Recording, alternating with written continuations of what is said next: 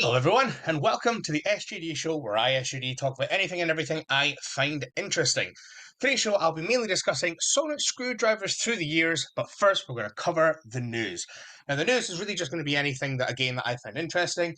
Usually, it's going to be on my trifecta, which is Formula One, Eurovision, and of course, Doctor Who. So, the kind of big news in the big news stories of the week, I guess, Hamilton to Ferrari, which is a lot of people are kind of saying it's surprising. I don't think it's surprising in as much as un, it's not surprising. It's unexpected. It's unexpected in the sense that I think everybody thought that Hamilton was going to retire. He was going to finish his contract with Mercedes, and then 2025 would be his last year, and that would be him.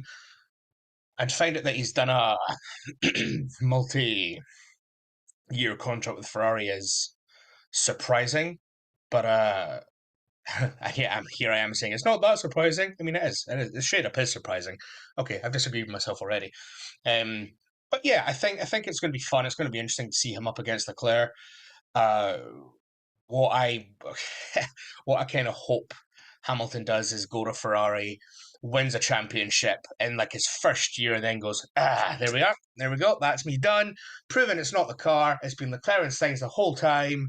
I don't think that's what's going to happen. I think Leclerc and Sainz are good drivers, but I think it's been arguably, you'd say 2017, 2018 was the last time Ferrari had a complete driver in Sebastian Vettel in his prime, and even then he was prone to bizarre mistakes that Hamilton's maybe made two of in his entire career, which is amazing to think of, to be fair.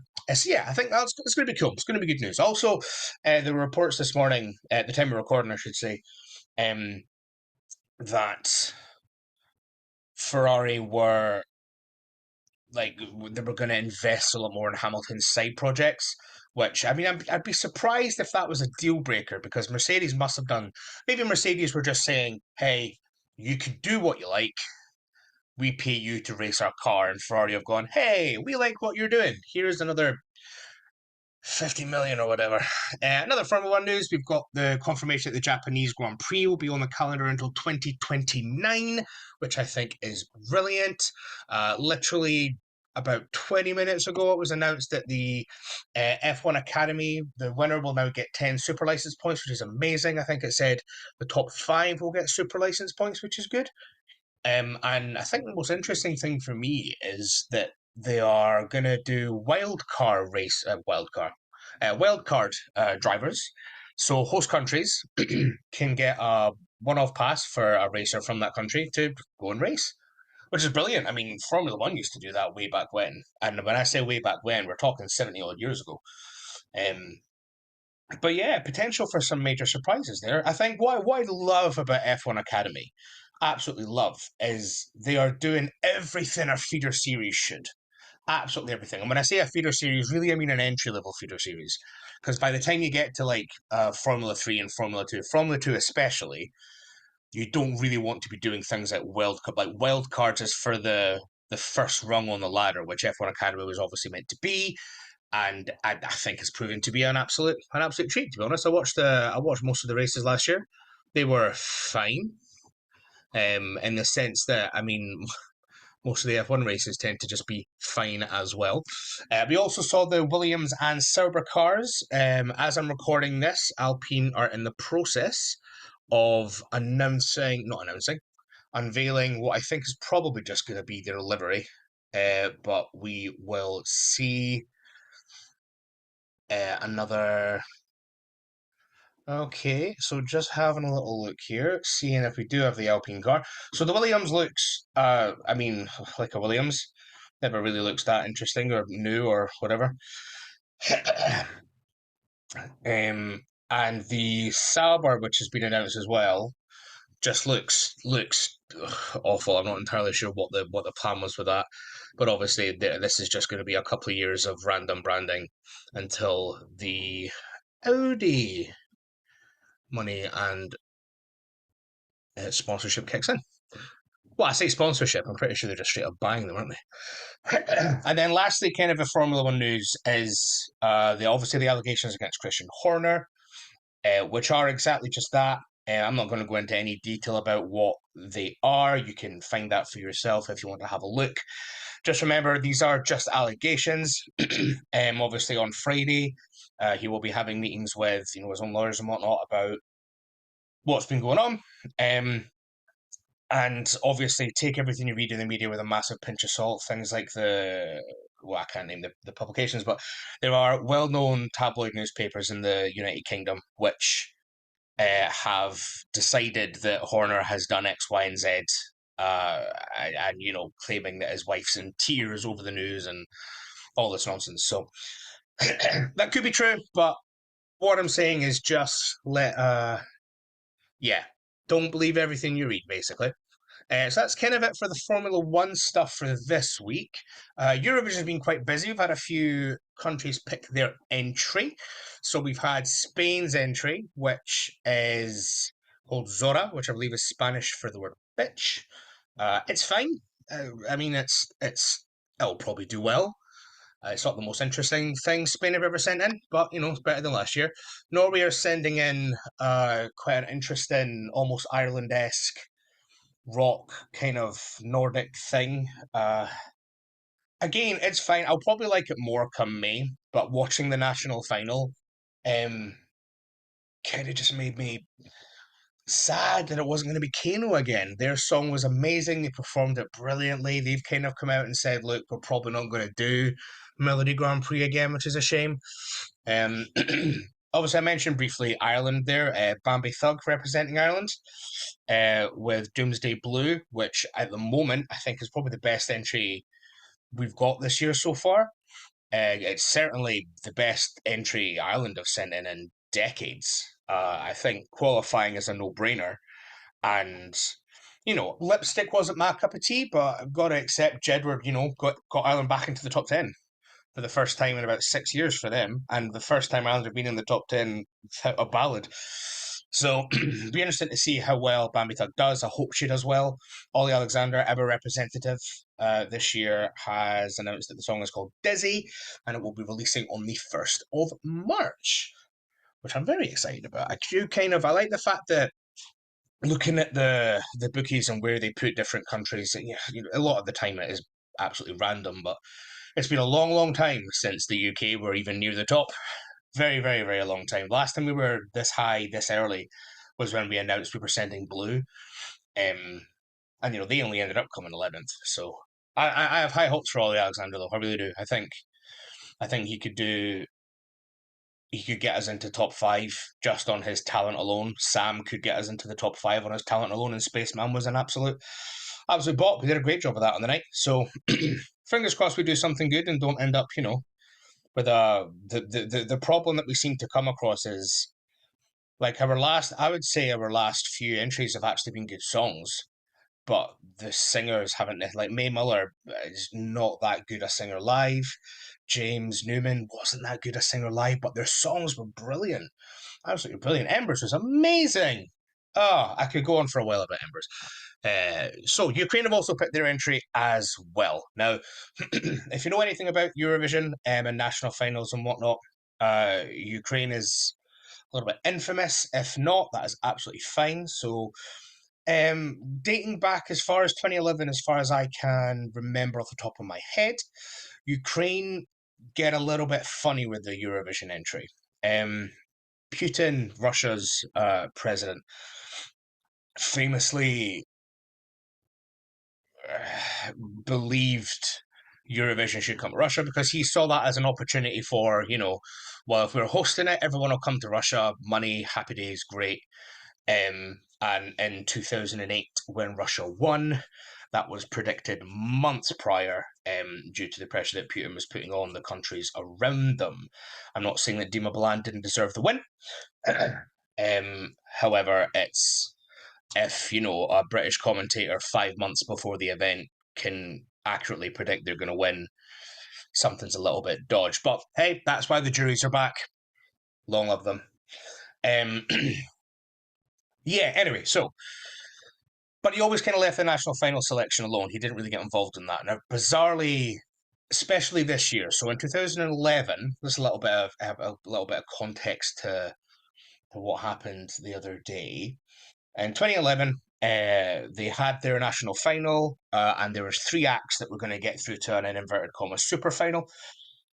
One of them being Zlata Ognovic, who would go and represent them in 2013. With a song called The Kukushka, which is brilliant, arguably a lot better than what they ended up sending. I mean, what they sent, I'm pretty sure still came top five anyway. So I mean, hey ho. I can't actually remember the name of her. I just remembered there was a Mystic Meg in the back doing like sand drawing. Mika Newton Angel, might be Mika Newton Angel. Anyway, so there was going to be a super final where the three of them were going to be invited back. I can't remember the exact details of why they didn't just do it in the final. But they picked a day where they knew only Mika Newton would be available. Zlata Ognovic was raging. And they just sent Mika by default because she was the only one that turned up. But of course she'd be the only one that turned up if they picked a date that they knew only she would be available for. So that was 2011. The next big controversy that I can certainly think of that comes to mind was 2020 when Maruv won with Siren Song, probably the best entry to never get to Eurovision. If you've never seen it, go and watch it. It is an absolute powerhouse performance. It is sexy, it's sultry, it's like major dominatrix vibes, but fundamentally and most importantly, it is a thumping good song. And she was told that she wouldn't get paid for going to Eurovision. She'd have to pay it herself. She would have to pay for her flights there, her hotels, her stay, the whole thing. And she was like, "Well, wait, what? No, like, what you talking about? I'm paying for the whole thing. I won the national final. Like, that's it is the broadcasters, you know, not incentive, prerogative is the word I'm looking for, to organise all that. In 2016, I think Ireland's entry. God, what's his name? He sang Nicky Byrne's Sunlight. He famously, I say famously, he rejected his fee, as in, like, here's money, please perform for us. He said no to that so the money could be spent on the staging. Probably should have taken the money. Yeah, so that happened in 2020 as well. So come 2023, nope, we're in 2024 now, blame me. So comes to 2024, I'm watching Ukraine's national final, and we're 4.5 hours in and nothing's happening. And that raises red flags for me. Like, as I was watching it, I was saying to my wife, this is something dodgy's happened here. Ukraine are fiddling something. Like, there's no way. And then when the winner was announced, it was a bit of a surprise, to be honest. I can't remember their name, but I think the song's Teresa and Teresa and something. Anyway, it's not my cup of tea. I think there was one entry in there which I was just flabbergasted that they didn't send, which was Melvin with Dreamer. I wasn't the biggest fan of his performance in 2018 with Under the Ladder, but I thought the song was phenomenal, and I watched the whole national final, and this is the only one that's actually half decent. And then they obviously didn't send it. Melvin the day after raised, well, this is an app that's used by the government that has never crashed before, in spite of attempts by, the Russian occupiers of Ukraine. How the hell did it crash for this one part? And how the hell did first place get 600,000 more votes than second? Which is unprecedented, I've got to say. Also, he highlighted it was bizarre that the scores that the juries gave didn't actually match with what they said, and that he was surprised there wasn't more transparency in all the voting. It was just, here's the 11, here's the 11, this is the gap between X, Y, and Z, which is all very, very fair comments. I then found out a little bit after doing a bit of research that the team behind Ukrainian's entry have offered to help pay for the actually sending them to Eurovision and whatnot, and all the fees that are incurred with that. So can't imagine why the Ukrainian government would want to send someone who's going to pay for them. Anyway, think of that what you will. but I chalk that up as, Ukraine being Ukraine. We've got our hosts for Eurovision as well, and much more positive news. A lady whose name again escapes me. Gosh, I used to be so good with people's names. Now I can't remember a darn thing. But the most important thing for me, I think is she in something? Is she an actor? That worked quite well in 2014 with the Danish dude who ended up in Game of Thrones. Yeah. Anyway, the important thing for me is that Petra Meda is back. And Petra Meda, if you are relatively new to Eurovision, has hosted twice before, in 2013 by herself and in 2016 with the winner of the previous year's contest, Mon Zamalov. 2016 being probably, I mean, as far as I'm concerned, I still think that is one of the best Eurovisions I've ever watched. And in terms of the show, in terms of the production, I mean, Love, Love, Peace, Peace is an absolute masterclass. Regardless of kind of what you think about the winners or, Australia's second year of participation, all that stuff, it was a thumping good year. Absolutely thumping good year of Eurovision. And yeah, to have Petra Meda back is phenomenal. She is brilliant. She will absolutely own it, just like she did 8 years ago. And yeah, happy days. So that's kind of all the Eurovision news at the time of recording. Doctor Who news is a little bit thin on the ground, as it probably will be for the next few weeks until Noah and Russell will probably get a trailer in April for season one, or series 14 if you prefer, or season 40 or 41 if you prefer, depending on how you want to count it. There going with season one. I'm happy with season one. If we're calling this a reboot, I'm fine with it. I'm genuinely fine. Not a reboot, I guess it's another revamp, isn't it? We're revamping the series again, starting it from fresh like we did. If we look at Shooty Gat was Doctor as, we're taking Doctor Who somewhere different and new again. Brilliant. I'm on board. I think the By Generation makes that work brilliantly. Yeah, but I'm going to call it season one because, well, why not? That's what they're calling it. I'll call it season one. Happy days. But, in the back of my head, I also go, series one is season 27. Hey. But season one, fine. Happy with that. Yeah, so we'll probably get a trailer for that sometime in April. Obviously, I guess the big news for the past couple of weeks, potential spoilers ahead. Lovely. That Millie Gibson might be departing the show, well, as permanent companion after season one, sorry. But come season two, she could be recurring. And then obviously there isn't an official announcement for the new actor who's playing the companion, but we will see. Fingers crossed. Oh, Russell T Davies also has come out and said that in an ideal world, we would already be about halfway through season one. So he would have wanted it to start airing in January. And the reason why it isn't is because of the special effects. Now, I love that. Absolutely love that. So I'm a massive gamer, and video games at the moment seem to be the only piece of entertainment that if it's not finished, well, well, they'll try and delay it. About 5 years ago, arguably to about a year or so ago, there was a big period where they would release video games whether they were finished or not, and people stopped accepting it and just went, well, we're not going to give you money then until it's done.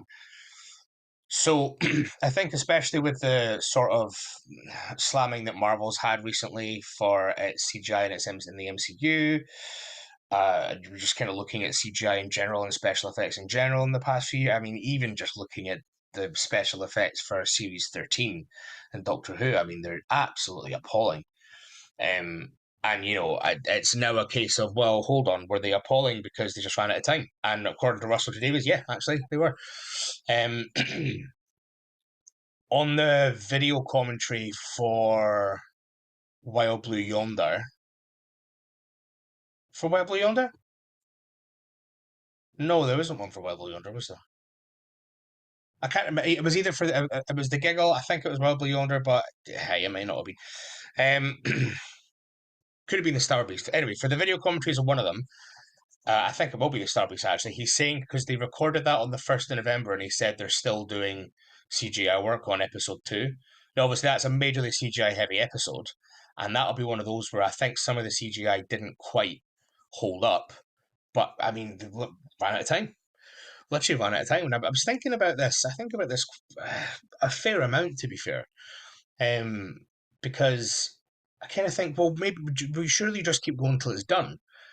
But there will never be an end point unless you have a deadline. There will never be an end point. George Lucas is a testament to that with how often he fiddles with Star Wars. Like, if you don't say to someone you need to get this out on this day, why would you stop? You would just keep going because also technology moves at such a rate that after a month you'd go, oh well, that now looks rubbish in comparison. So let's just keep going. And there comes a point where you just have to stop and go, right, that's done. But I think the fact that Russell T Davies has the presence of mind to go, well, if we have to wait 4 months so that it doesn't look like crap, then we wait 4 months so it doesn't look like crap. So good on him, loving that. And then kind of the sad news is Michael Jackson passed away. Michael Jackson being the man who wonderfully portrayed the Valeyards in Trial of a Time Lord and in several Big Finish productions as well. Thoughts to his family and friends, and I hope he rests in peace. So, we now move on to the main section of the podcast, which is Sonic Screwdrivers. Why have I decided to do my first episode on Sonic Screwdrivers? Because it was top on my list. I made a whole list of things that I thought would be interesting to research and think about and talk about. Sonic Screwdrivers happened to be top of that list, so Sonic Screwdrivers is what we're doing. We will be covering all of them, so Second Doctor's all the way up to Ncuti Gatwa's 15th Doctor's Sonic Screwdriver, stroke Sonic Remote Control, and at the end I'll kind of be going through them and maybe giving them a ranking, maybe, and go, oh, this is my favourite, this one's a bit rubbish, probably just on the design, because if I go on their usefulness and what they can and can't do, the Second Doctor's one is always going to be at the bottom, and the 14th is probably going to have to be number one. So let's have a little look then. So we're going to start, of course, with the Second Doctor's Sonic Screwdriver. We'll go through kind of appearances and whatnot, literally just having a look through a whole bunch of Wikipedia pages to grab some information. Let's see how we go. So, Second Doctor's Sonic Screwdriver was the first such device used by the Doctor and was somewhat primitive in its capabilities relative to later designs. Prior to the creation of this Sonic Screwdriver, both the first and second Doctors were seen to utilise sonic devices, with the latter of these inspiring the screwdriver's genesis. Now, in my memory, and I'm sure I'm about to be proved wrong, this is only ever used once, and it's to actually take a screw out. It's actually used as a screwdriver. And I can see I'm already wrong. So you says this iteration of the sonic screwdriver functioned as a conventional screwdriver without physical contact with screws, as shown in the war games. Hey, opening up hatches, panels, and control panels, like in Fury in the Deep and the war games, and on occasion the Doctor also used it to cut through a section of a wall. Well, there you go. Have fun. Right. What else have we got here then? So it's history.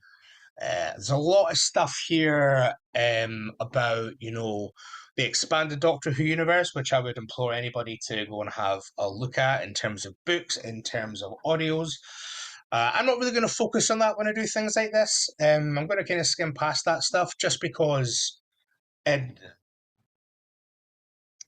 feel like it's a bit more accessible to just focus on what's been in the kind of TV show and its related spin-offs rather than the kind of whole expanded universe. But I'm aware that it's there. I haven't actually read any original novels other than some of the Ninth Doctor ones.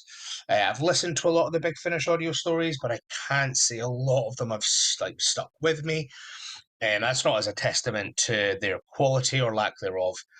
Sometimes I find it a bit difficult to just concentrate to an audiobook basically. But yeah, so let's have another wee look around here then.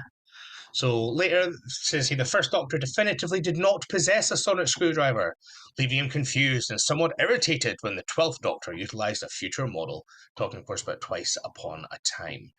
So the second Doctor was carrying a device, yada yada yada. Nope, gonna ignore all of that, because that's all about an audiobook. Second Doctor used sonic screwdrivers of a different design, including one looking like a life safety jacket whistle, or like a metal pen light which could get a trigger attachment. Well, there you go. That's pretty much it, isn't it? Yeah. A rod version of the screwdriver was kept in the 12th Doctor's office in St. Luke's University in the pilot. Yeah, lovely jubbly. Yeah, I mean, that's about as much as I remember the sonic screwdriver starting as. Effectively just as a means to, as Russell T Davies put it when he was bringing Doctor Who back, it's a way so that the Doctor doesn't get stuck behind the door because it's locked. And there's some interesting stuff behind the scenes about the actual prop, which looks quite interesting. So in Victor Pemberton's script for Fury from the Deep, it was simply described as the Doctor's own version of a screwdriver. When seeing a normal screwdriver in rehearsals, production assistant Mike O'Brien suggested using another prop and the device having sonic waves. Patrick Troughton then took a pen light from the visual effects department. Oh, brilliant. I love that. Absolutely love that. That's brilliant. While shooting Free for the Deep, Trout and accidentally lost the original prop, and it had to be replaced at the last minute by Peter Day with the safety whistle, yep, fine, of Deborah Watling's life jacket suit.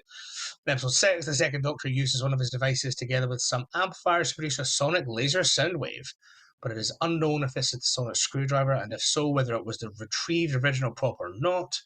The combined props are seen in a surviving alternate blah blah blah. That's a bit boring. The second Doctor Slim penlight prop from the War Games has been identified as an ever-ready model number 1980. Great. And then something about a video game. So that's really the second Doctor screwdriver. I mean, it's basic in terms of both functionality and design. It is not something I think I'd be screaming home about. So I think if I was to try and give it some kind of rating system, I mean, I'd say give it 1 screwdriver out of 10 screwdrivers. Lovely jubbly. So moving on then to the third Doctor screwdriver, used primarily by 3rd, 4th and 5th. It did get a little bit of a redesign though. So, model of sonic screwdriver going through multiple modifications, that's what I just said, was used by the 3rd, 4th and 5th Doctors. Goodness, it's like I know what's going on. So the history of the screwdriver, big pitch here. So, much larger than the second Doctor's sonic screwdriver, this model elaborately detailed silver collar, featured black and yellow stripes and red trim, and could be pulled down to activate the screwdriver. It had a removable burgundy emitter head, which the Doctor would change with others, each performing a different function, i.e. the Sea Devils. Can't say I remember that, but hey-ho. On one occasion, he removed the head entirely and replaced it with a small, round mirror which spun rapidly when he tapped its head with his finger and hypnotised anyone who looked at it. That'll be Agador then. Accompanied by a yellow light on the collar of his sonic screwdriver and the Doctor singing a Venusian lullaby, it hypnotised the address of Agador into calmness. Hey, that's in the Monster Paladin? Cursor Paladin, fine. Third Doctor later fitted the head of a sonic screwdriver with a cylindrical black magnet, which enabled it to open bolted doors. Wow, especially when its polarity was reversed. Hey, this refit left the metal mostly unpainted with a dark red emitter ring. The head of this model could be extended. The sonic screwdriver was confiscated when the Doctor was sent to the lunar penal colony and he never recovered it. However, the Doctor had a spare aboard the TARDIS.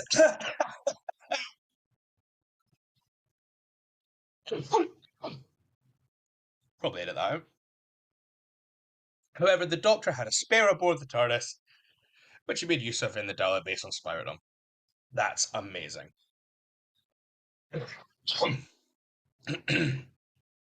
For this model met its demise. Its head was repainted twice, after the original coat wore off.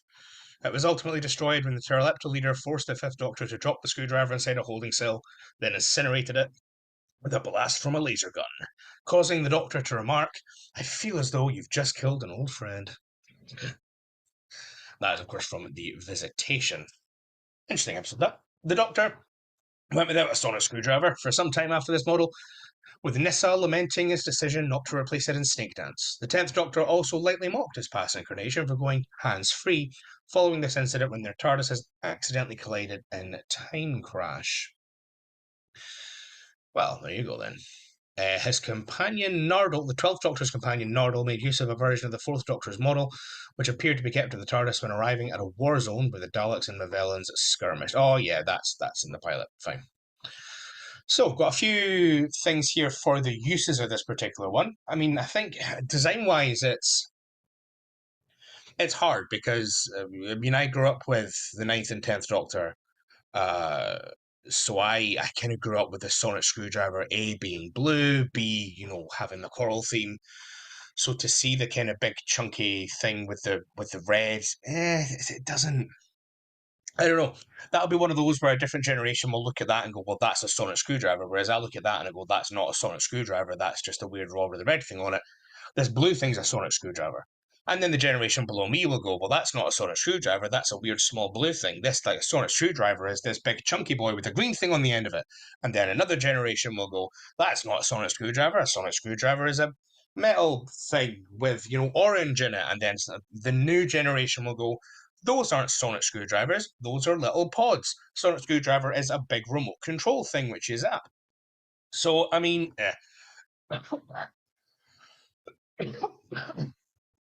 I I have my opinion on it. I think it's fine as a design. It's very of its era. Um, yeah, it's not my cup of tea, but I mean, for a lot of people, that will be what a sonic screwdriver is. So its uses then. The sonic screwdriver was often used for opening doors, and it is listed the following episodes where this definitively happened. The Green Death, the Monster of Peladon, the Mutants, the Pirate Planet, the Ribos Operation, Forge of Doomsday, opening electronic locks like in Carnival of Monsters, and once Sutex Deflection Barrier. I wonder what episode that will be. It was also capable of scanning for alarm systems like Colony in Space and radiation out of the Three Doctors. On occasion, the Doctor used it to either disarm explosive weapons or to detonate them, like in the Sea Devil's robot and Destiny of the Daleks. He often used it to either detect or interfere with circuitry and technology overall, i.e. Frontier in Space, Planet of the Daleks, the Centauran Experiment, the Ark in Space, and then it's got the Centauran Experiment 4 more times. I feel like this page might need a little bit of an edit. Sonic Screwdriver also functioned as a conventional screwdriver, a la Monster Peladon and Ark in Space.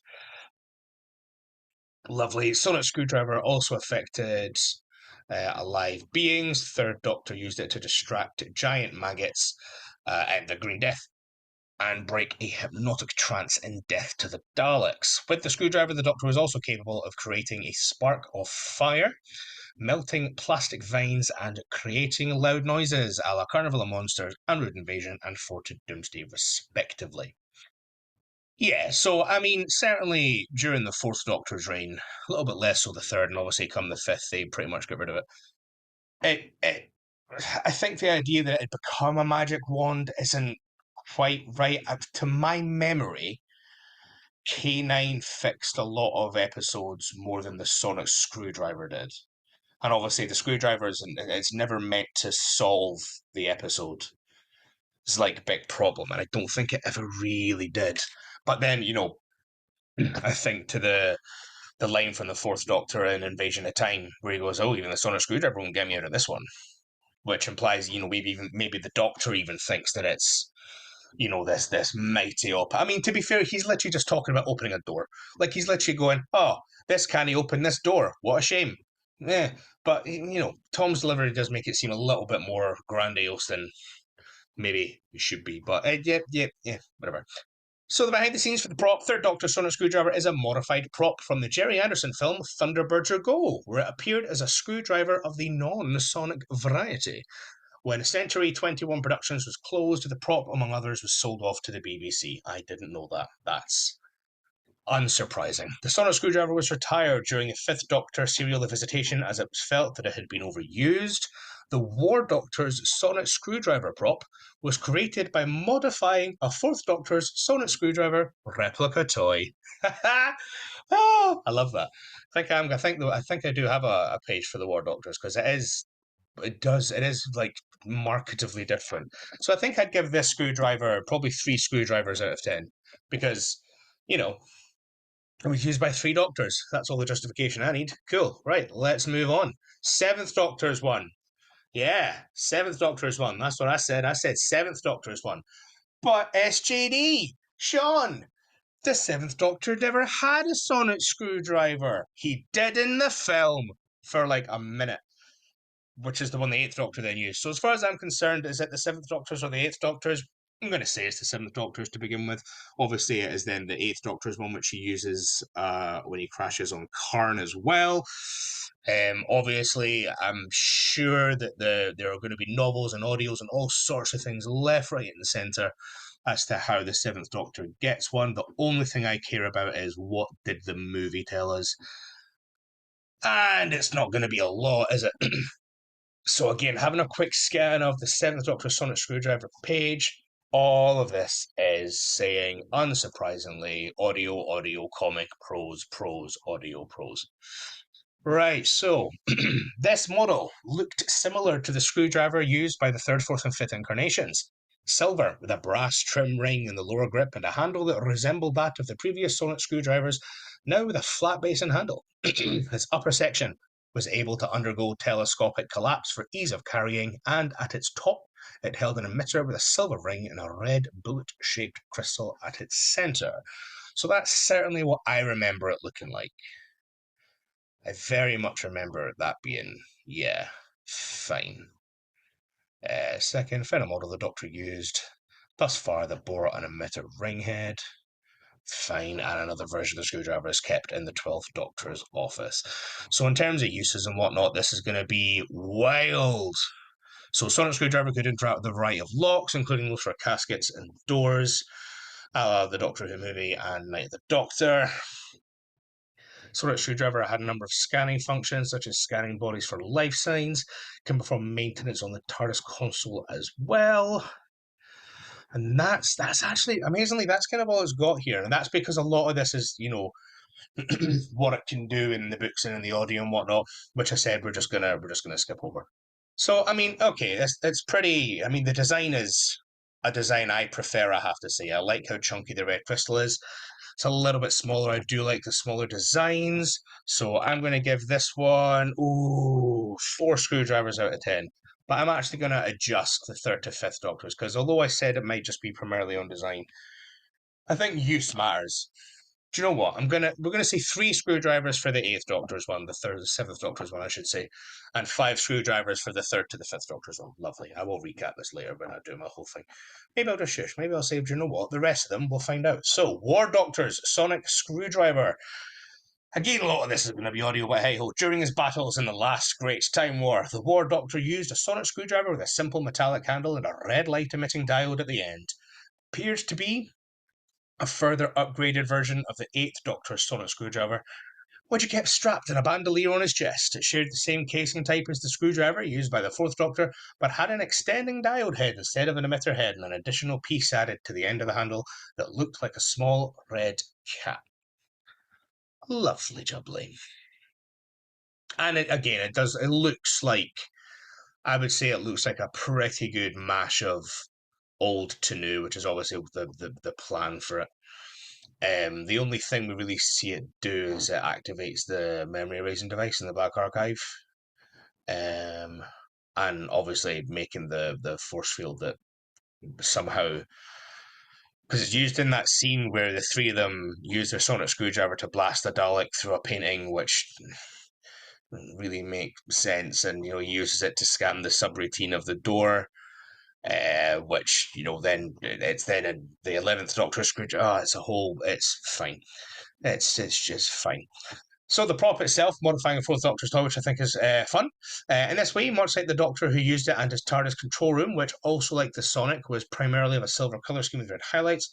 The Sonic combined visual elements of both the classic and revived eras of the show, as its casing was more or less shared by all of the classic Sonics, and having a light-emitting diode emitter and a kind of pommel at the end of the handle are all characteristics of the revived ones, which is very true. Yep, fine.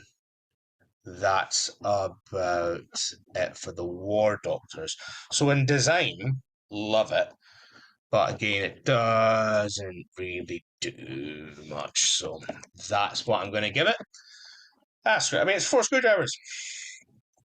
So we're now going to move on to the one which to me is, the sonic screwdriver. This to me is exactly what a sonic screwdriver is, should always be, has always been, will always be.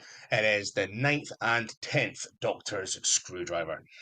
Following the destruction of his last model, the Ninth Doctor built himself a new sonic screwdriver. That's going to be talking about the one that he'll presumably keep from the War Doctor. This one had a creamy light grey handle with a cracked porcelain texture, matching elements on his TARDIS console, and rings around the roundels on the control room walls. Silver metal at both the bottom of the handle and the top, and was capped off with a black pobble. Its emitter was blue and sat atop a silver metal section attached to a transparent tube containing black and red wires twisted around each other in the centre that was hidden inside the handle until extended by the slider on the side.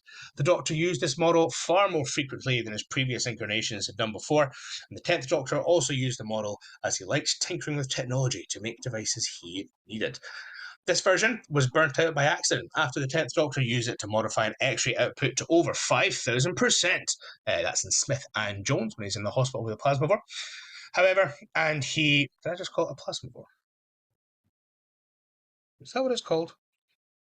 That's what she's called, right? The blood-sucking vampire. Yeah, plasmavore. The one with the straw. I'm sticking with it. However, and he replaced it with a similar one with a flatter side, 2 yellow wires in the tube instead of black and red ones, and a greyer handle. Though it reverted to its cream handle during his time with Queen Elizabeth and appears to have a blue handle following his regeneration. I love that. Do you know what? I love when...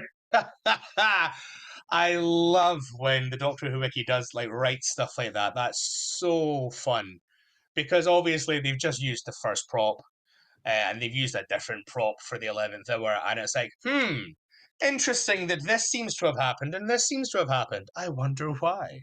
I love it. I absolutely love it. This version of the sonic screwdriver was also the first to be shown to have a direct connection to the Doctor TARDIS, a la Aliens of London, and could be used to override its functions, a la Utopia. The 10th Doctor had the screwdriver on his person during his regeneration, but it was damaged repeatedly afterwards, leading to many malfunctions. Despite the damage, the 11th Doctor used it to overload technology in an attempt to alert the Atraxi to Prisoner Zero's location. This fired it into useless shard metal, much to his growing annoyance and anger. Discarded, the screwdriver ended up in San... Okay, that sounds like an audio thing. And then obviously its appearance in Day of the Dutch. You know, I'm going to read that something interesting. The screwdriver ended up in San Juan, where it was found by Charlie Sato, who was under orders to take it to the vault. Ultimately, the screwdriver was claimed by the 8th Doctor, who realised that he had yet to create this particular model. He intended to keep it within a drawer in the TARDIS, finding a program currently running on it, which is the permanent subroutine continuing the century. That's amazing. That is amazing. That episode is called The Turn of the Screw. It's the exact sort of reason why if you can, you absolutely should check out all the Big Finish stuff. It is filled with glorious little tales like that. Absolutely glorious. I love that so much. So its uses then. Lots of them, of course. It opens a door, frees the Ninth Doctor from his manacles. It can unlock handcuffs. It locks and unlocks a hatch in Cybers Industries. Unlocks taxi doors and windows, hacks into websites, bypasses the key needed to the secret basement in H.C. Clements, opening airtight seals, unsuccessfully activating emergency bypass switches, bypassing and turning off security systems, trying unsuccessfully to hack into New York's police communications to call for help out of gridlock, destroying security cameras, opening and closing. Well, I mean, when it says opening and closing the Titanic's doors, I mean doors. It can open and close doors. We don't need to specify at all. Fusing a lock shut, turning off security beams. Yeah, opening and closing things is very good at. Famously. Acting as a medical scanner and diagnostic tool, which at first does in the empty child, which is pretty cool. Partially reversing the absorber laws of absorption of Ursula Blake, building a DNA scanning device, and scanning for fluctuating DNA, specifically that of Professor Lazarus. Diagnostic, detecting and stopping telepathic signals, scanning a life form for information, which it does to Donna Noble, I think, in The Runaway Bride. Yeah, because they're on the roof, and that's when he's like, I hereby the biodamp. Scanning shadows for the presence of Vashta Narada. Checking Crusader 50's control console for faults. Scanning for info stamps. Yeah.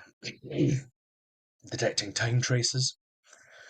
detecting the progress of the War Doctor's calculation and scanning a crack in Amelia Pond's wall, and then a whole, like, technology-wise, but whatever you need it to, like, that is over the top. I'm going to stop there. There's an awful lot. Basically, there's ninth and 10th, the screwdriver can pretty much do everything now. Whatever you need it to do, it can do. Um, so long as it never solves the plot. As long as it isn't the way you resolve the plot, you can use the sonic screwdriver pretty much for anything. The one time I personally think it goes way too far is in closing time when it somehow knocks out a cyber map. I think that sonic screwdriver shouldn't be doing that at all. And I know some people had a bit of beef with the fact that the 14th Doctor screwdriver could like build a big barrier, but I love it. I love it. Why not? Why not? Sure. Sure. Because it doesn't fix the plot hole. It doesn't fix the overall plot. It's just a way to get them out of that room. And fine. It's fun. I love it. Behind the scenes, Sonic Screwdriver prop, two main versions of the 10th Doctor Sonic Screwdriver, one which has a slide feature and one which doesn't slide and has a fixed button. I didn't know that actually, that's pretty cool. Early conceptual art of the first modern era sonic screwdriver features a different tube section. Notes refer to glowing organic circuitry and a movable ball joint in the emitter to allow use around corners and tight spaces. Instead of the glowing circuitry, the actual prop and toy reproductions featured a black swivel, blah, blah, blah, blah, blah. A lot of this is a bit boring. And yeah, it turns up in other places. Great. Anyway, so like I said, that is my favourite sonic screwdriver. It gets, I don't know. Well, it's the one I grew up with, I should say, and it gets 9 screwdrivers. Yeah. The next one I want to look at, actually, I'm going to take a little bit of a sidestep to River Songs. Now, River Song Screwdriver, of course, makes its appearance in Silence in the Library, which, I mean, I'll probably do a whole episode, a whole show on Silence in the Library. I think it is just beyond sensational. But this is the screwdriver that has, dampers, it has a red setting, has all that fun stuff. And we see the 12th Doctor give that to River on their last night on Beryllium. So yeah, River Song owned a sonic screwdriver. Gets from, I mean, I just said all that. So, as part of a way to enable his 10th incarnation to save River's consciousness after her death. I forget it does that. River's Song sonic screwdriver resembled a heavily modified version of the model sonic screwdriver used by the Doctor's 9th and 10th incarnations. Screwdriver fitted with dampers, red settings, and a neural relay data chip. Among its functions, most of which were shared with the Doctor's screwdriver, River's screwdriver was capable of increasing the mesh densities of her expedition suits to over 800%. Activating and disabling the library's gravity platforms, slowing the descent of a fall within a gravity well, fixing light bulbs, and storing the consciousness of an individual held within its neural relay. Lovely. Doctor, having previously saved, yada yada yada. Yep, fine, fine. Yeah.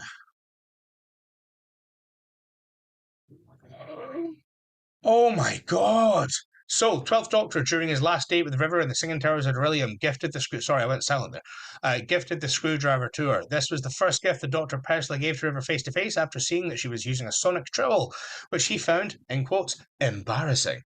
When the Doctor gave River the screwdriver, he scanned her with it for the neural relay under the guise of playfully demonstrating it to her. That's amazing! So that scene literally came into my head. And I was like, it's so bizarre that the Doctor goes, wee-hoo-hoo-hoo, and then puts it back.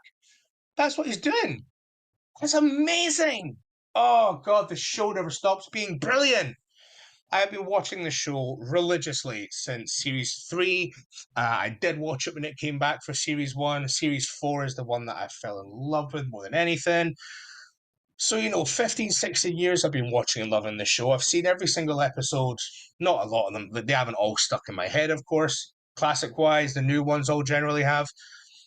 And it doesn't matter how much you watch the show, there is always something new to learn and find out. And, oh, that is amazing. That's amazing. Well, for that alone, this gets 10 screwdrivers. That's great. God, I love it.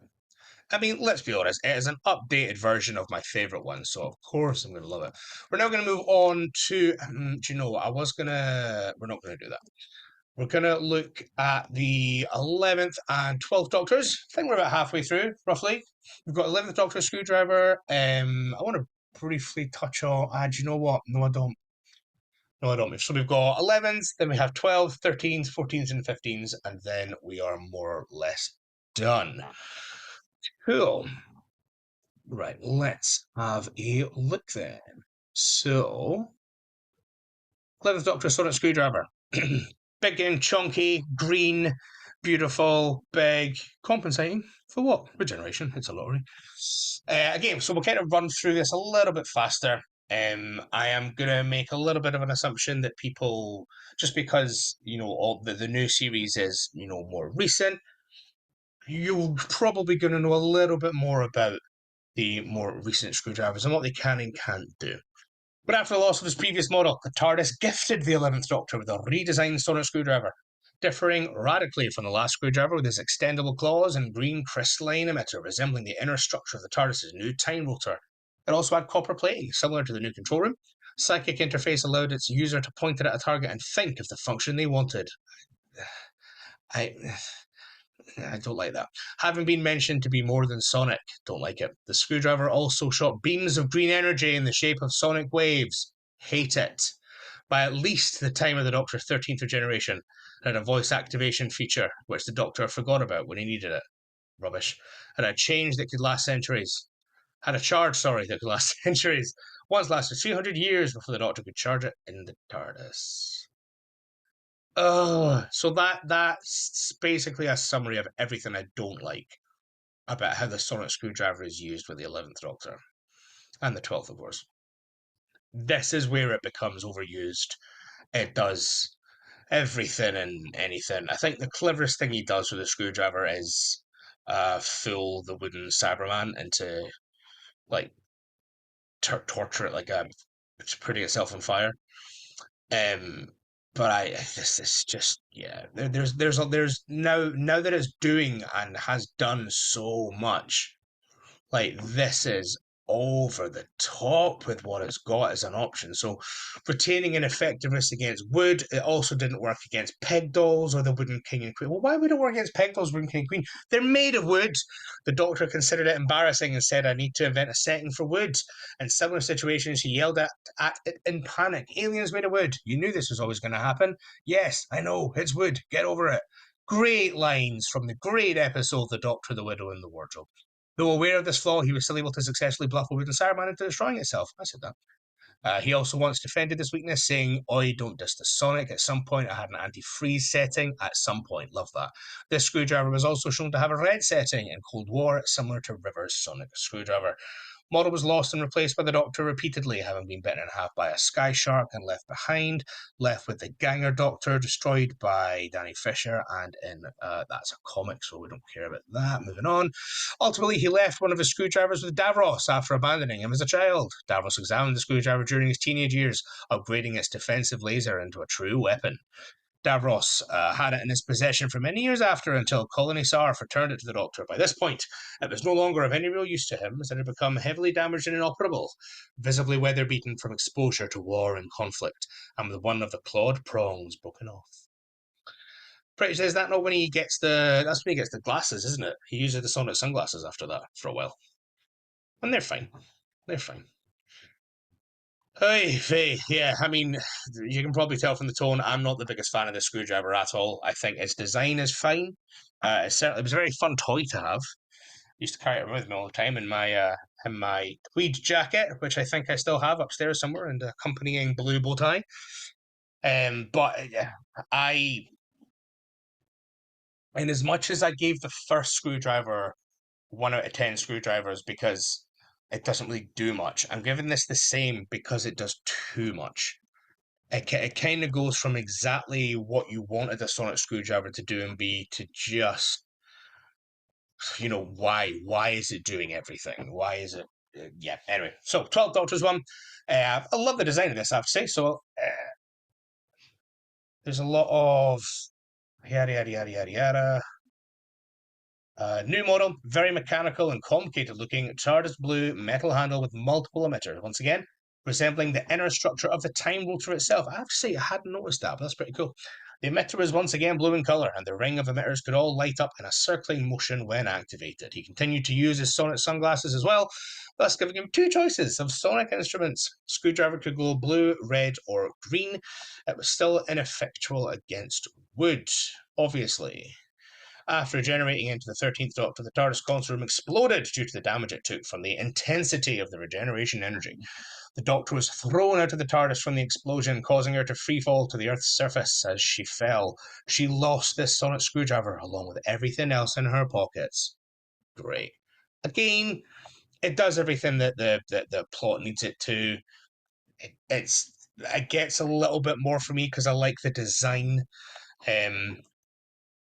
But realistically, I mean, it was only there for a season, so I didn't really have a lot to get right or get wrong, really. So we're going to say two screwdrivers. Well, let's say let's not say two screwdrivers. Let's say it's one Sonnet sunglasses out of 10 screwdrivers. So 13th Doctor screwdriver. I hate the design with a burning passion. I hate the way it's concocted. I don't buy for a single second that that she could build a sonic screwdriver that does all the things a sonic screwdriver needs to do with Sheffield steel and a bloody stanza crystal. I just don't. Nah, didn't like that at all. So blah blah blah. As a result of losing everything in her pockets, the Doctor chose to build one of her own in a workshop in Sheffield. This one was far simpler in appearance than the last screwdriver, with a simple steel body and a crystal on the tip that glowed amber while in use, taken from a Stenza transport chamber. The version's emitter now glowed yellow and orange when had previously been red, blue, and green, with claws deployed, or a large emitter glowing in a rotating fashion. It was also the first of the Doctor's sonic devices to have a curved handle, allowing for more natural grip as it fitted around one's palm. Comparing it to a Swiss Army knife but without the knife, the Doctor explained that it functioned not only as a screwdriver but as a scanner and a tin opener, and it could be used for diagnostics. Following its loss, that's something about the 40, that's a comic. It had a self-rebooting feature, allowing it to restore power if drained, and it could not work on machinery if the power cells were fluctuating. When a Thajarian remnant sample overloaded the sonic for having too many inputs, the Doctor noted that this had never happened before. This was because of the immeasurably high density of the substance containing the remains of Thajar and all their ancestors.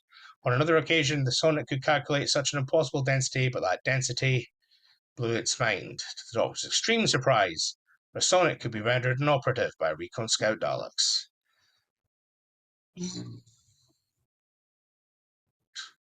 Just hate everything about it. Like, for every single thing. It's just an awful look. It's one of those where I think the 9th and especially 10th Doctor used the sonic often enough that you knew it was a thing, you knew what it could and couldn't do. Come the 11th Doctor, it could do too much. Come the 13th Doctor, it doesn't do enough. It barely gets a look in. Whenever it does, it's so bizarre because obviously it's a sonic screwdriver. Like, theoretically, they should all be able to do the same darn thing, but obviously they can't. Fine. Arguably, they should be able to do more things as time progresses and as the Doctor gets older and blah blah blah blah. But this one, it sets wrong with me because I think whenever you do see it used, it's like not even that it fixes things. It's just you going, oh, the Sonic does that, and then it's gone for 4 episodes, and then it comes back, and you go, hey, the Sonic. Oh wait, it does that now, and then it's gone again. Like, it's not used often enough for the things that I feel like it should be. Like, literally, whenever the Doctor whaps it out to open a door, golden. Whenever the Doctor whaps it out to fiddle with a wire or do, like, oh, I love that stuff. Like, because that's what it should be. It should be a tool. And I don't know, it doesn't, I just like this whole stuff about how it can now be overloaded. Like, it's just, the contrivances do my head in. Like, the Sonic cannot be fiddled with stuff. Well, maybe this one can. Maybe because this one was made from scraps in a workshop, it's a bit flimsy. Fine. I buys it with a burning passion, and it gets 0 screwdrivers out of 10. Doesn't get anything. No handles, no nothing. Now the 14th Doctor screwdriver, I think is all right. I think the design of it is fine. I think it's a touch busy in the same way that I think 12's was a touch busy. Obviously, it's a screwdriver for the 60th anniversary special, so it's got the claws of 11s. It's got the blue light from 10s. It's got a bit of the porcelainy stuff from 10. It's a good amalgamation of kind of what has come before, which is fine. So sonic screwdriver had similar design element, that's what I just said, to previous sonic screwdrivers and other devices. The wide area dispersal petals and the resonator cage, similar to the 11s. The handle similar to 9 and 10s, made from coral. The frequency and intensity dials similar to the Master's laser screwdriver. Cage, oh god, there's just so much. It's fine, it's great. It's a sonic screwdriver and it goes buzz. Does what you want it to. Yeah, what we see this thing do is glorious. So, unsecuring a fence panel, unlock doors, creating a holographic screen and adjusting the dials to begin analyzing data. Love it, love it, love it. Raise a soldier's visor, which is great. Generate shields to stop bullets and neuralize anesthetic shots. Love it. Resonating with mortar in a brick wall to break it apart. Intercepting Warth Warrior teleportation beam. Reconfigure and initiate the TARDIS's regeneration when inserted into the ship's keyhole. Changing multiple monitors and screens to display recordings of Stooky Bill. It's great. Do you know what? It to me is Russell T Davies's lean into fantasy. I am all on board with. I am psyched for it. I think the idea that the screwdriver can do all this, I absolutely love it. I love that it's new, it's different, it's interesting. Doesn't solve anything. I don't know. Maybe it's a bit contradictory because I don't like 11s and 13s for very similar reasons, but it was cool. Do you know what I mean? It was cool. It wasn't bzz, zap, Cyberman can't move. It was, I'm going to make a big old force field, not a weapon. I'm not going to use this to attack anyone. It's a shield because it's glorious. It's a tool. It's defensive. I love it. So behind the scenes, some of the design choices of the sonic screwdriver were Easter eggs, as revealed by props makers. Some of the out-of-universe details included all the stuff that was mentioned up the top. Van Kesteren revealed that the 15th Doctor screwdriver was a distinct model from the 14th. Well, obviously. I mean, fine, yeah, and then it's just about toys and whatnot. So I love this screwdriver. I really, really do. I think it's great for what it's for, and it gets 8 screwdrivers from me. Lower than Rivers and 10s, of course, but I do love the 14th Doctor screwdriver. And then we come to the 15th Doctor screwdriver. Now, we've only really seen it in one episode? I think we've only seen it in one, haven't we? So, more or less of a physical resemblance to a screwdriver than previous models, looks more like a remote control. 2 large bulbous sections joined in the middle of the circular emblem inscribed with the poem in Gallifreyan. The uses that we've seen from it so far: change the traffic light from red to green, detects a 2-carat diamond ring in the pocket of a policeman, opens several doors, and functions as a torch. I mean, everything about that is just great. I'm not going to go into too much detail about my opinions on Church on Ruby Road. I loved it. In terms of where I think the future of Doctor Who's going, it's the most excited I've been about Doctor Who in about 6 years when they announced that the Master was coming back, but like fanatically overboard excited since probably the 50th anniversary. I love Ncuti's Doctor. I love his outfit. I love his energy. I love his delivery. I love his quirk. He's the first Doctor, I think, that has so quickly captured the alien nature of it since Tom Baker. And I don't mean that like more recent Doctors haven't been alien. Peter Capaldi is my favourite Doctor, or certainly is joint with Ncuti at the moment. I think Ncuti, after his first season, if it's consistently this good, Ncuti will be my favourite by a country mile. But the level of alienness in the sense that Tom Baker would, one of my favourites is in what's it, the one with the Rutans, what's it called? They're on the light, the lighthouse. Horrifying rock. And he says, this lighthouse is under attack, and by morning we might all be dead. And he's got a massive smile. And there's a point where the 15th Doctor does that. I can't remember. I think it's on the ladder. And he's like, "Oh yeah, we're going up there. Oh, it's really now we could die." Big smile. Or like when he's looking at the baby going to get eaten by the Goblin King, and he's like, "Whoa, this is so cool!" And Ruby goes, "Oi, what about move on?" And the Doctor's like, "What? Oh yeah, right, okay, move on then." He's so quirky. He's got elements of Eight as well. I'm thinking when he's speaking to the policeman in the same way when Eight's talking to the guy in the oh my god, at the New Year's Eve party, and he's like, you do this and diddle-diddle, diddle-diddle. Here's a jelly baby, and you're gonna think you want to answer the second question, but don't answer the first. Like that kind of weird. How do you know that? Shoot, he's got that vibe going as well. Obviously, a lot of it is the writing, but it's just stunning.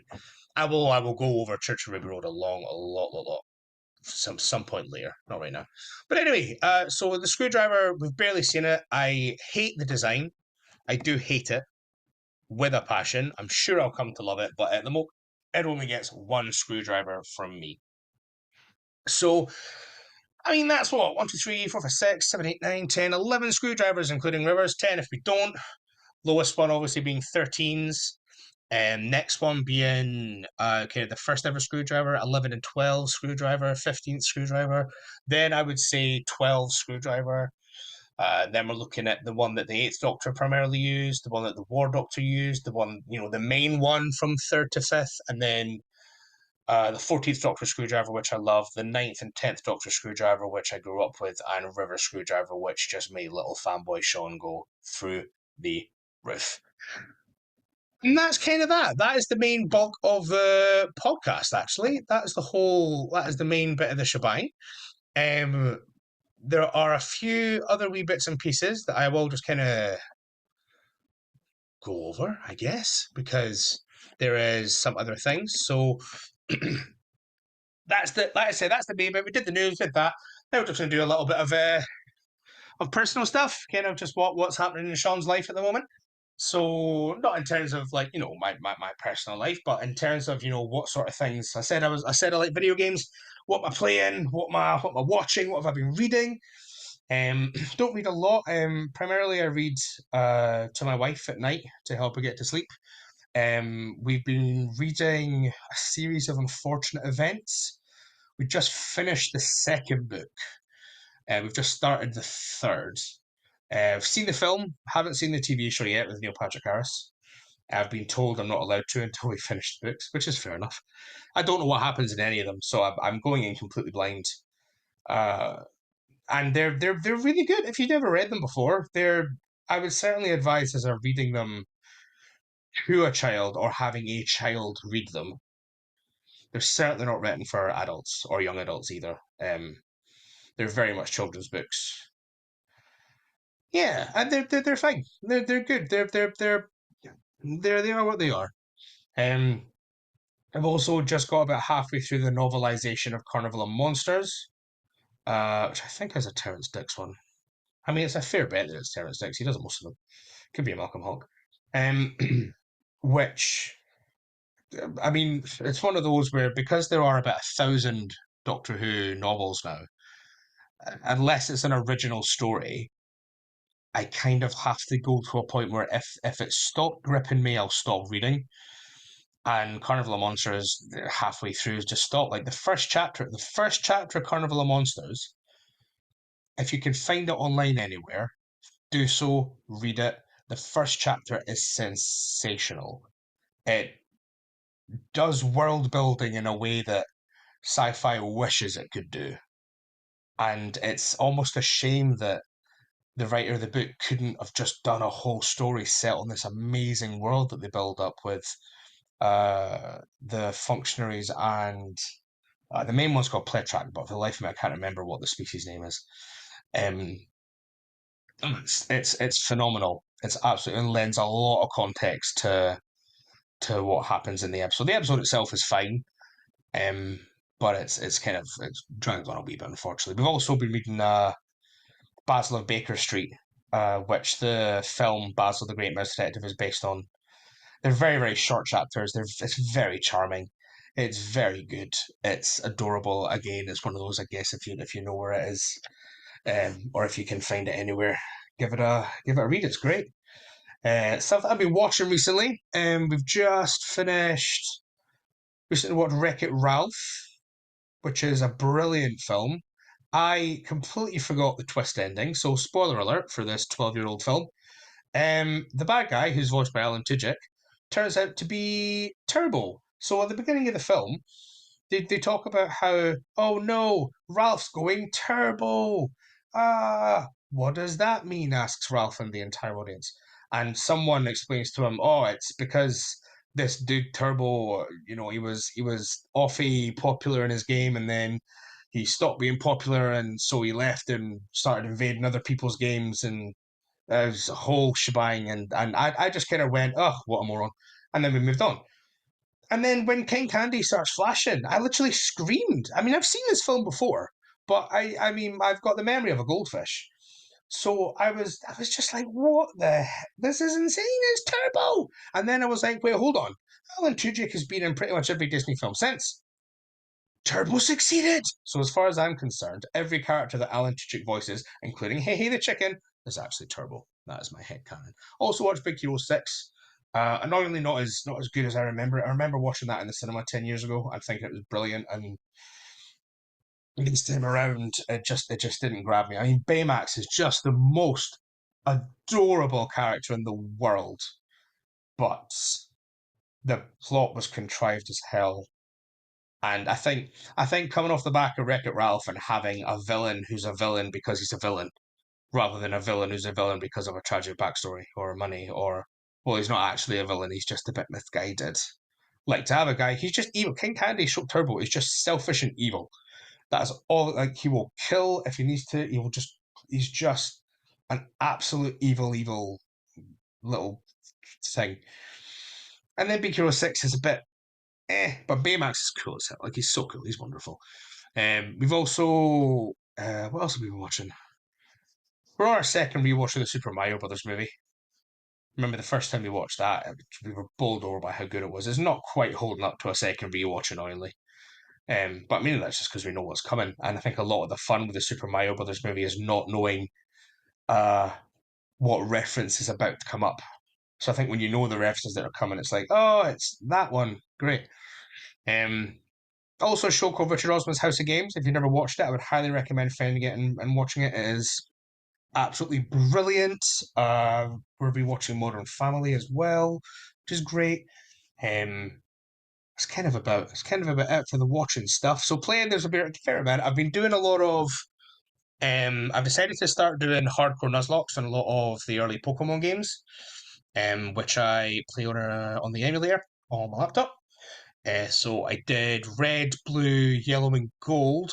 Died in them all after like the first gym. I was doing one on the Switch. Was I playing? I think I was playing Sword, and I got past the sixth gym before losing everything and everyone and all my hopes and dreams. So I'm now currently doing a silver one, and I have what is what's mad about what's mad about Nuzlocking in Pokemon games. So if you don't know what that is, it's where you take a Pokemon game and you add a couple of extra rules to it. So general listener, if you know, pretty sure everyone knows what Pokemon is. The games, you think maybe A, you think maybe it's a kids game. Maybe B, you go, well, I've played them, but they are quite easy or whatever. Nuzlocke aims to make Pokemon games really, really challenging. So the first major rule in a Nuzlocke is any Pokemon that you have, if they faint, so if they, go to 0 HP in battle, they're dead. You cannot use them again. You're not allowed to revive them. You have to like release them into the wild, basically. Right. That's the main one. And the other one is that you have to name your Pokemon as well. The idea being that you get a little bit attached. Now, I always name my starter after my wife, so whenever my starter dies, we both have a little cry. Now, there are a lot of other options. That's like a basic Nuzlocke. The hardcore Nuzlocke adds a few extra things, like it adds elements of randomness in there. So if you go into a cave or whatever, like random encounters in Pokemon are, you could go into a cave, and as you're walking around, one of any 5 Pokemon could appear. The hardcore Nuzlocke rule is whatever that first one is, that's the one you catch, that's the one that's on your team. Good luck to you. There is something called a duplicate clause. So if you've already caught a Pokemon, say you go, there's 2 caves, you go in one cave and you catch a Zubat, and you go in another cave and the first thing that comes up is a Zubat, well, fine, catch the next thing. No items in battle, so you can't heal in the middle of a battle. Can't use potions or anything like that. Can't use antidotes if you get poisoned. Basically, all the stuff that is in any action RPG, any turn-based RPG. Imagine, let's say you're a Final Fantasy fan and you're going to play Final Fantasy, but you can't heal. You know, you've got 200 HP left, and you know you're about to get attacked, and it's your turn, and all you can do is, well, nothing. And it's like it's that idea that if you died in a Final Fantasy game, what happens is you go to game over. That's it. That's the end. And Pokemon, you just go back to the Pokemon Center and carry on because it's a kids game. And the most recent one that I've put in is a level cap. So you cannot level your Pokemon higher than the next boss trainer's highest level Pokemon, which is the one that's killing me at the moment, I have to say. Because I'm used to just, I take 6 Pokemon, I give them a wide variety of moves of different types, so that I can basically bulldoze through anything and just heal when I need to. That's been my tactic for 20 years. 25? How old am I? Yeah, no, 20 years, yeah, because Pokemon Gold was my first one in 2000. Oh, 2000. 24 years I've been playing Pokemon then. Jesus. God, I'm old. So it's interesting to have that. That doesn't work anymore. And it's a lot more fun. It's a lot more engaging. I highly recommend anybody play Pokemon like that. It is really a lot of fun. There's also a series called Dynasty Warriors, which I've been playing, which I absolutely adore. I've been playing that since I was little as well.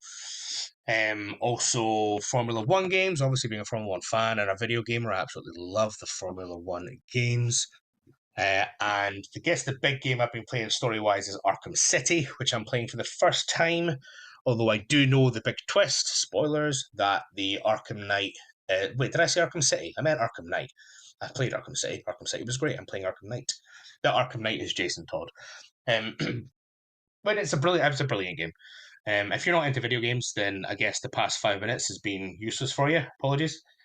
If you aren't into video games, well, hey, I can potentially in the future do podcasts on video games. I'm not really planning to, but you never know. Like I said, Doctor Who is going to be the main source of stuff for these podcasts going forward. But I am more than happy to do other stuff. Like I said at the beginning, I'll talk about anything that I find interesting. If I like it, I'll talk about it. Doctor Who just happens to be the thing that I, off the top of my head, know the most about, along with Eurovision and to a lesser degree Formula One. But yeah, that's us. I think that's it. As one of my favorite YouTubers always says. With that, I think we're done. So yeah, I think that is definitely us. So I've got a fair few bits and pieces. I've got a TikTok, which you can find at the SJD Show. I have a Patreon, which is the SJD Show as well.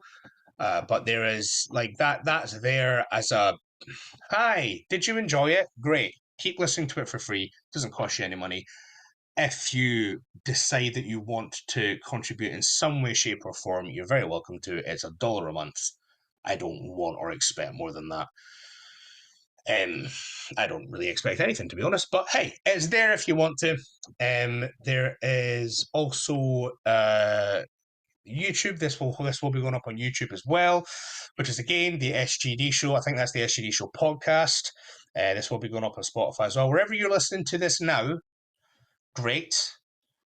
It's in a lot of other places, but hey, you found a place you like it, listening to it, love it, great. Keep doing so. I guess wherever it is, if there is a like button, hit a like button. If there's a subscribe button, hit a subscribe button. If there's a he was pretty good button, hit that.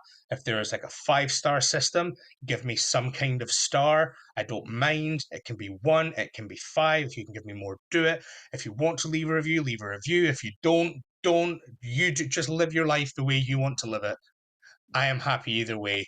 Thank you for listening to me ramble on about all sorts of random stuff And thank you so much for listening. Take care, and I'll see you next time on the SJD Show.